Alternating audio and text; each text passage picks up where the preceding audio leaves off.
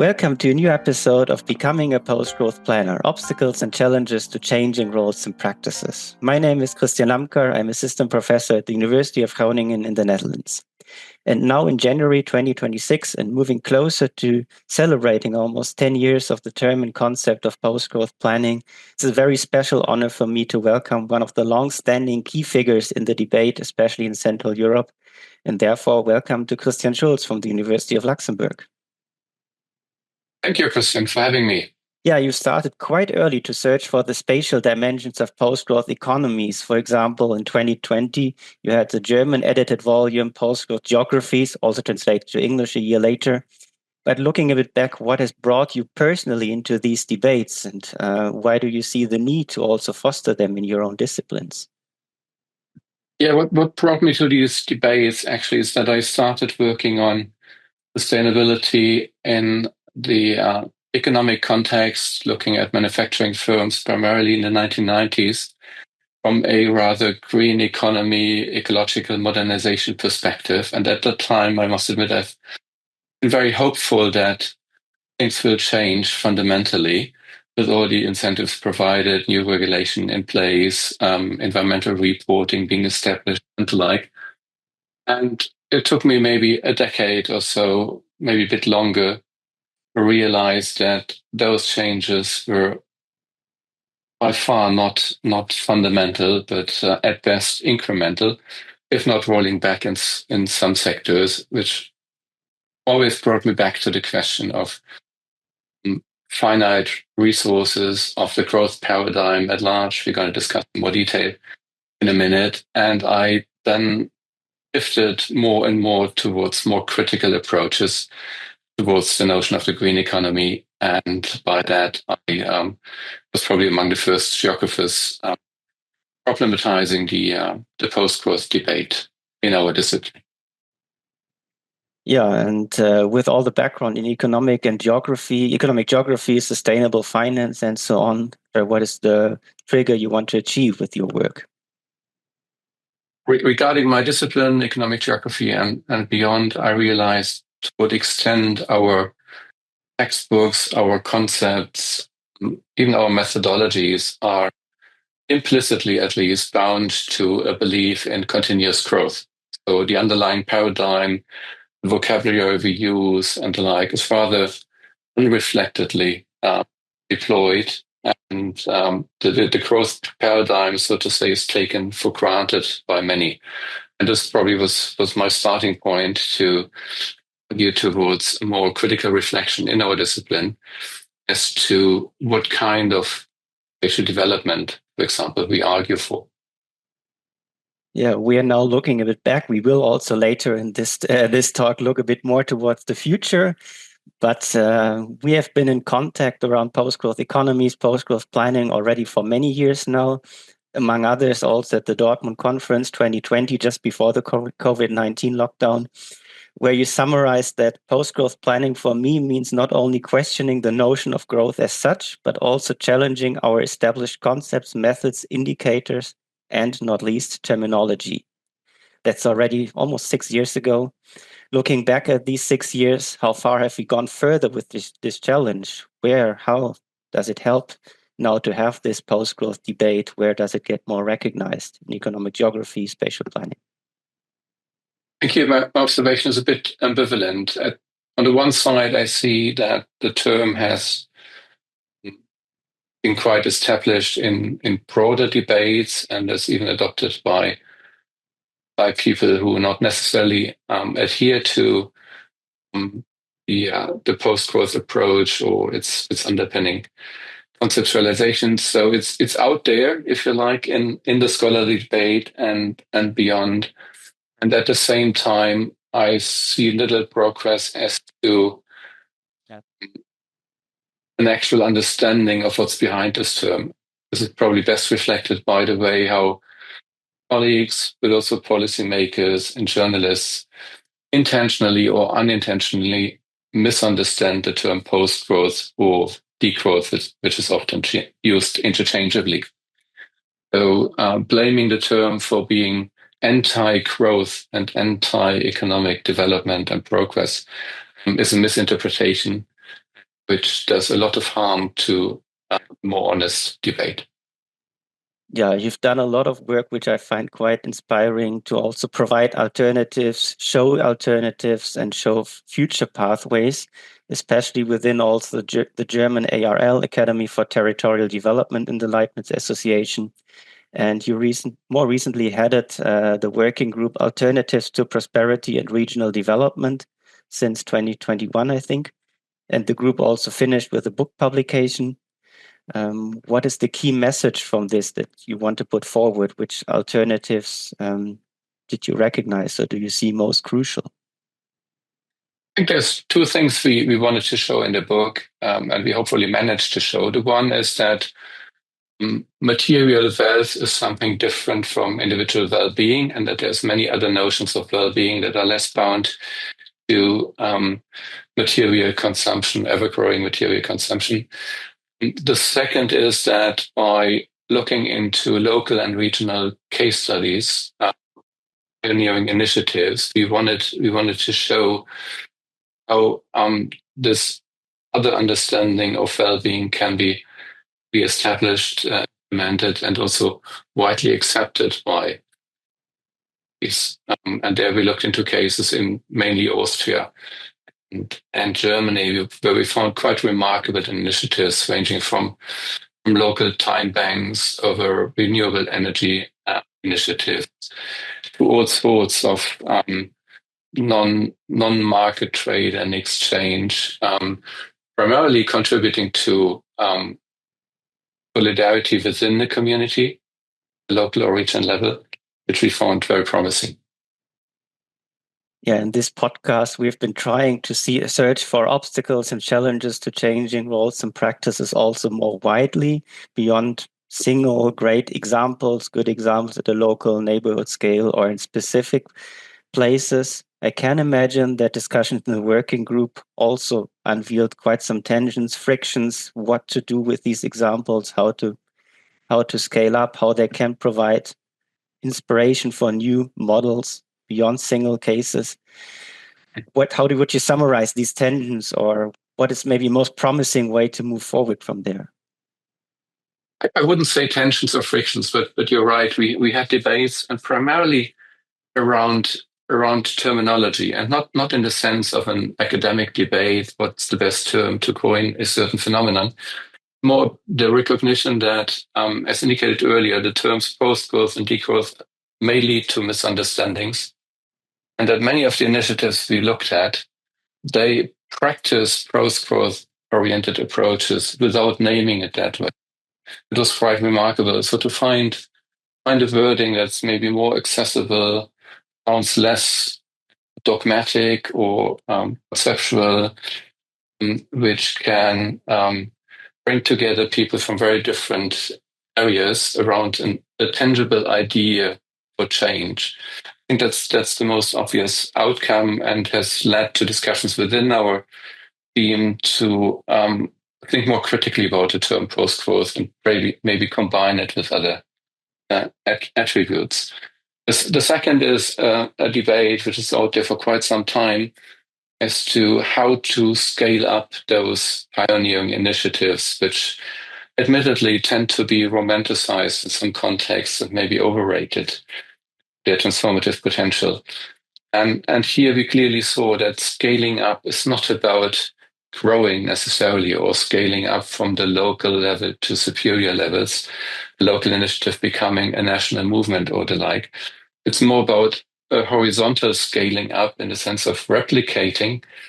And replicating doesn't necessarily mean copy pasting a successful initiative and transposing it to another context, which rarely works, but to adapt and to learn from replication to replication, and by that further develop the approach. I think that's something we see in many realms.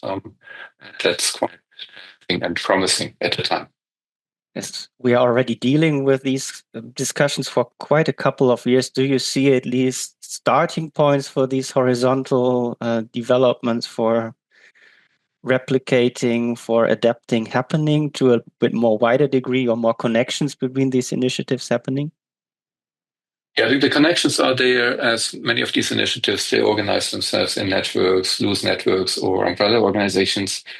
The probably most tangible example for that replication, and that's not new, is local renewable energy initiatives, producing renewable energy in local cooperatives or forms of organizations that contribute to also the regional or local value generation in economic terms. But we see similar phenomena in the realm of sharing, and here I think the actual and transformative sharing, not the so-called pseudo sharing and platform economies such as Uber and Airbnb or the like. So sharing becoming an infrastructure in many cities and neighborhoods, including the localities where sharing can take place. I'm currently involved in a new Interact project looking at so-called access hubs in the Benelux, Ireland, France, and Germany as being a recognized infrastructure, socially speaking, but also in terms of environmental aims.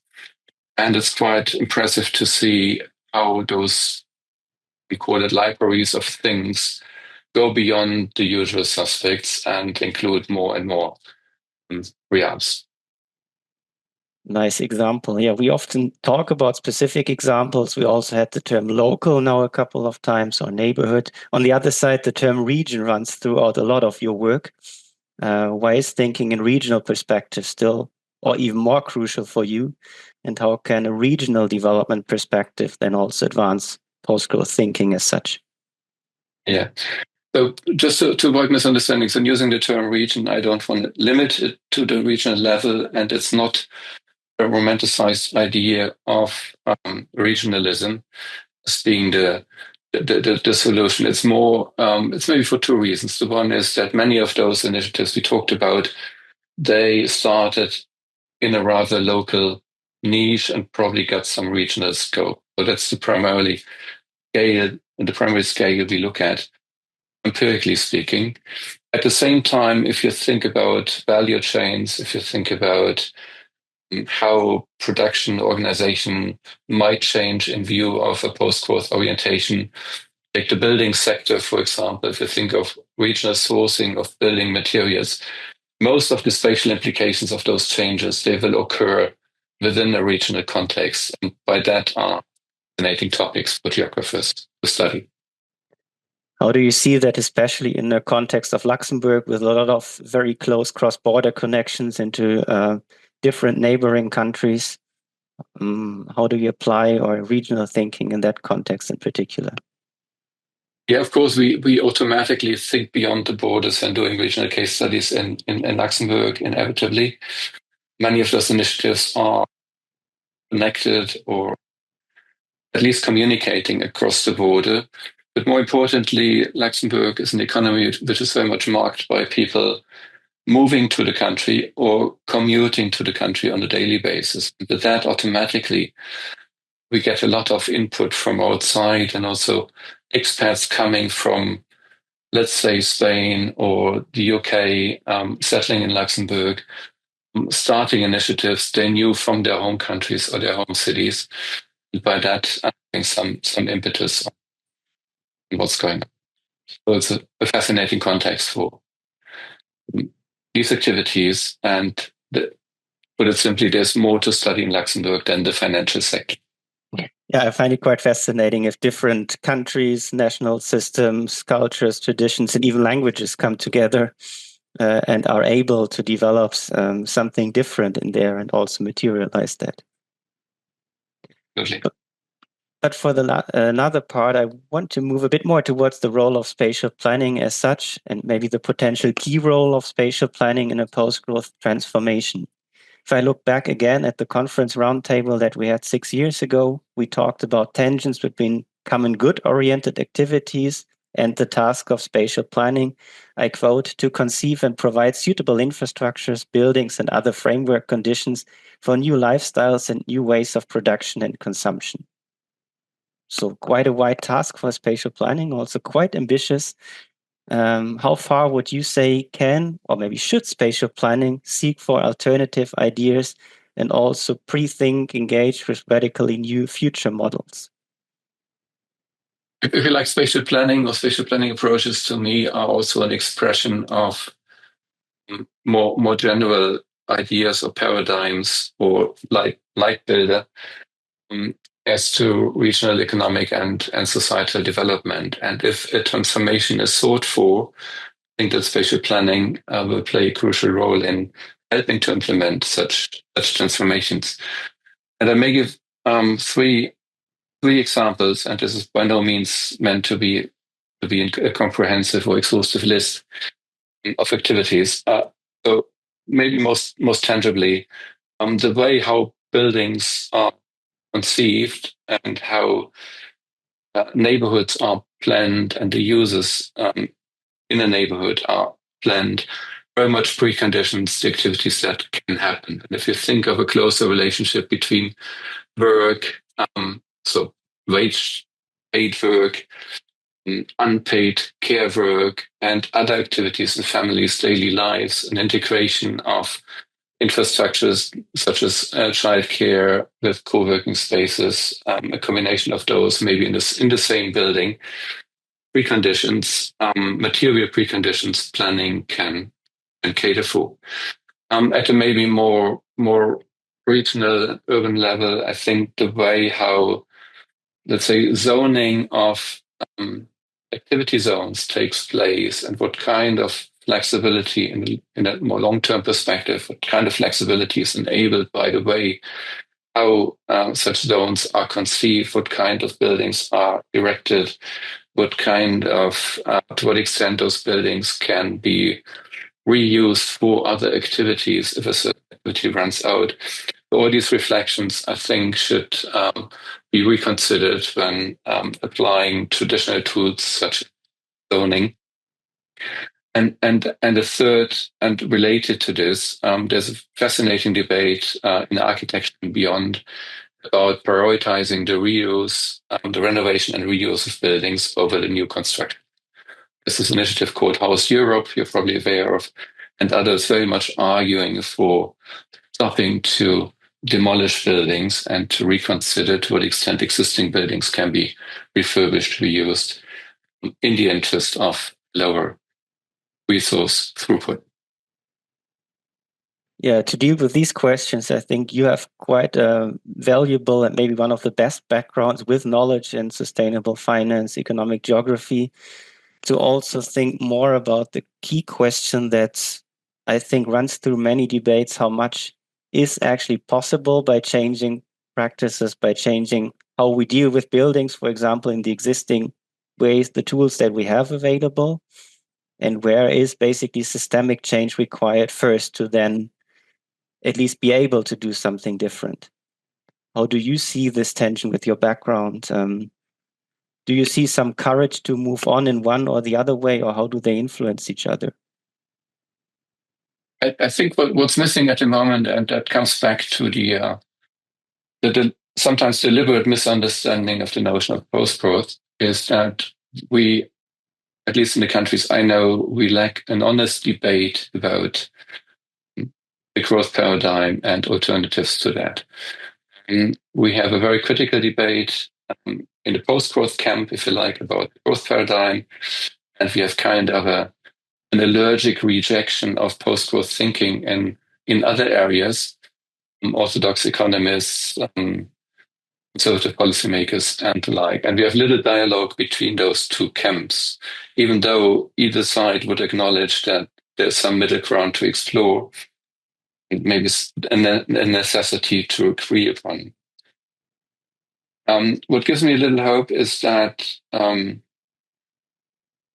we have discussions about concepts related to post-growth, again, without being coined as explicit post-growth approaches. I think of the donut economy. I think of the notion of planetary boundaries, which is definitely accessible to a broader public and easier to communicate than the abstract conceptual notion of post-growth, maybe threatening some. And so the idea, I think, would be to use those more and more established instruments, monitoring schemes such as the donut, to convey the underlying idea of post-growth necessity without polarizing the debate towards a more a concept which is suspected to be ideological, even though it might not be the case. To dig a step deeper, maybe there, where do you see the hope that by getting one step, by making maybe a small change, changing part of the existing instruments, thinking in the donut, that a first step triggers the next one? What gives you hope there to say that's exactly the way that can also work? As I see lots of debates also saying that can be easily co-opted, or this first step doesn't necessarily lead to a second or third one in the desired direction.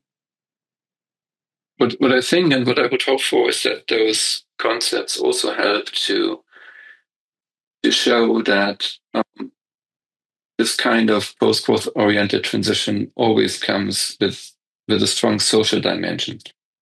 And that other than some critics might think when they think of economic decline and a lot of wealth in the first place, that post-growth can very much contribute to more distributional justice within the society, and by that maybe help particular groups of disadvantaged groups of us, which obviously would increase the acceptance of that concept. So if post-growth approaches at the local level, for example, a donut initiative in a given city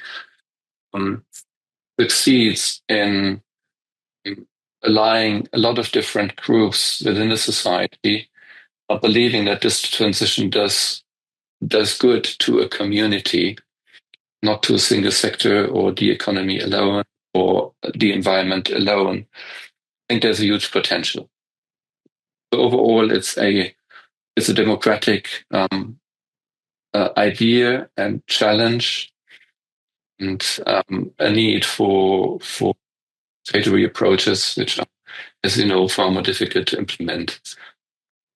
Yeah, I think we've both been part of the democratic challenge over many years, also to have these debates within economic geography, within spatial planning.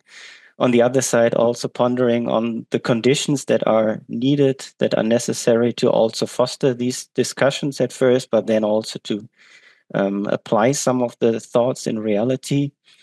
What do you see as the main conditions that are necessary for spatial planners to have more courage, to have more of these debates, putting steps together? I sounded more optimistic in my last answer than I'm sounding now, probably. As the more general debates we are having in terms of economic policies and the like, are probably not the most advantageous context for flourishing planning discipline, to put it this way, or a progressive planning approach. So maybe the context is even more difficult than a couple of years ago. At the same time, there's a necessity to react and to act in many regards, which probably opens opportunities. And the precondition, again, I think, is that, and we have cities who practice that, who have succeeded. And when it comes to the housing policies, for example, the question of land ownership, where cities have started to really fundamentally change their approaches and try to get control over local development, and also the social aspects of real estate markets. So there's some hope that I think the context isn't necessarily favorable for this change. If you summarize, what's the most positive potential for you that post-growth thinking has to offer? So to end with also a positive line in a few moments. What gives me hope is how the topic or the concept is adopted by young scholars and students. So I think the number of master theses in many European universities dealing with this topic has tremendously increased over the past years. Interview requests we are receiving from young scholars and students have increased considerably. So I think within the discipline, there's something going on. And if you look at a neighbor discipline, economics, where young scholars challenge orthodox economists and arguing for more plural understanding, pluralistic understandings of the discipline. This is something that gives me hope for the future. Yeah, realize also among our students that housing is often quite a trigger when younger generations realize that it's almost impossible even to rent a decent apartment in many cities. And when suddenly post-growth answers seem to be at least offering something different to understand and to also find a way forward than building more. Definitely the case. Yeah. So now moving a bit towards the end, we have reflected a lot on quite almost a decade of thinking towards post-growth economies, post-growth planning, post-growth spaces. And we have been using this term for quite a couple of years. And also in all past episodes of the podcast, we finished with one short sentence, could be a bit of explanation as well. Summarizing post-growth planning is the main approach to overcome unwanted growth and thus to establish a strong sustainability both in social and environmental terms. Thanks a lot, Christian. Thanks for joining me today. And many best regards to Luxembourg also for all the work to come in this direction. Thank you for having me. All the best. Thank you. Thank you.